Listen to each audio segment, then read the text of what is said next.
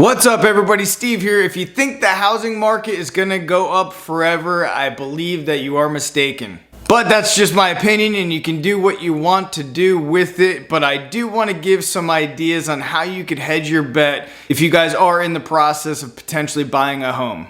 But before we get into that, I want to show you guys what will happen if the market does go down slightly and you have to sell your property. So let's proceed. Look, many people still believe that in order to buy a home, you have to have 20% down, and that's simply not true. Let's take an FHA loan for an example. Now, as of 2021, the max loan limits across the United States, it does vary depending on where you're at and the price of homes, but it's from around $356,000 in terms of max loan to $822,000 in some areas.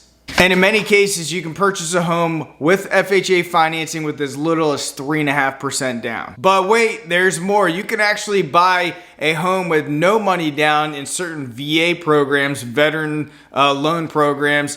And there's also conventional product out there with 5% down and even jumbo mortgages, which are large mortgages with as little as 10% down. So let's just take a simple example, and let's say that you purchased a home for $300,000 using an FHA loan with 3.5% down.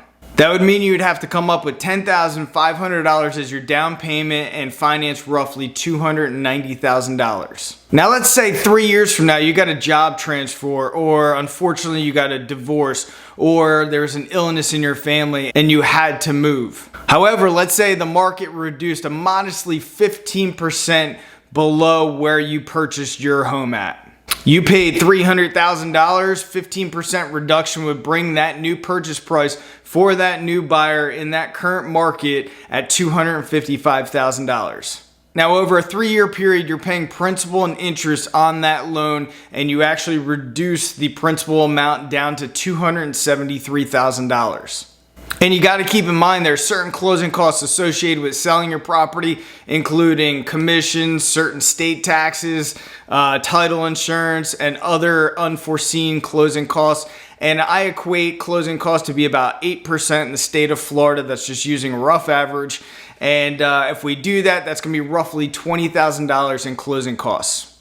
So if we take $255,000, subtract our debt amount from $273,000, and subtract our closing cost of another $20,000, we're left with a negative net position of about $38,000. So at closing, this person in this situation is going to have to cut a check for $38,000. Now look, I think the real estate market is high, and it could go higher depending on if the Fed keeps printing money and we see certain inflation. A lot of people are going to put that money back into tangible assets, including real estate, so we could see it go up even more. And I'm not trying to talk you out of buying a house, but I do want you to start thinking about this and hedge your bet. And here's some ways to hedge your bet in case the market does go down. The first thing is you're going to want to make sure that you are in fact going to stay in this home long term. You have to look at this investment as a property that you guys are going to stay in for maybe 10, 15 years, maybe even keep it as part of a rental income producing portfolio in the future.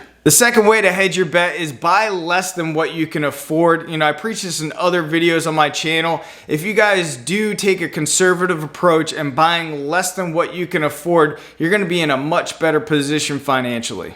And if the market does go down, the percentage of loss is going to be a lot less if you're, say, buying half of what you could initially afford.